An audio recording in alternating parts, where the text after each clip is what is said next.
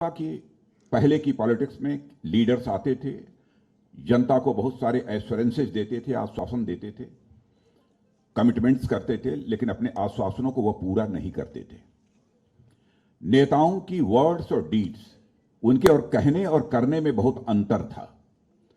इसी कारण भारत की पॉलिटिक्स और भारत के पॉलिटिशियंस पर से जनता का विश्वास धीरे धीरे कम होता चला गया।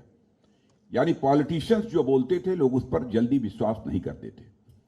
यानी इंडियन पॉलिटिक्स में एक क्राइसिस ऑफ क्रेडिबिलिटी पैदा हुई। और मैं कॉन्फिडेंस के साथ कह सकता हूं, Bharatiya Janata party is the only party जिसने भारत की पॉलिटिक्स में पैदा हुए इस क्राइसिस ऑफ क्रेडिबिलिटी को चैलेंज के रूप में स्वीकार किया है। हम जो कहते हैं वह करते हैं, हमारे वर्ड्स और डीड्स में कोई अंतर नहीं होता है। और मैं कहना चाहूंगा कि बीजेपी के इलेक्शन मैनिफेस्टो को उठाकर देखिए, चाहे वह 1951 का जनसंघ के समय का इलेक्शन मैनिफेस्टो हो, अथवा 2014 का इलेक्शन मैनिफेस्टो हो, 29 का इलेक्शन मैनिफेस्टो, जो हम लोगों ने कमिट किया था इस देश की जनता के साथ, उस कमिटमेंट को अक्षरशः पूरा किया है। जैसे 51 में हम लोगों ने कहा था कि जब हमारी गवर्नमेंट आएगी तो हम आर्टिकल 370 को स्क्रैप करेंगे, इसे हम समाप्त करेंगे।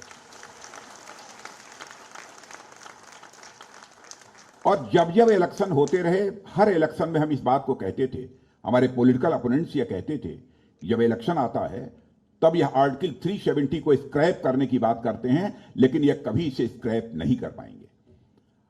लेकिन हम लोगों ने कहा था जिस दिन पार्लियामेंट के दोनों हाउसेज में हमको क्लियर मेजॉरिटी मिल जाएगी, हम डंके की चोट पर इस आर्टिकल 370 को स्क्रैप करेंगे और जम्मू कश्मीर को वही स्टेटस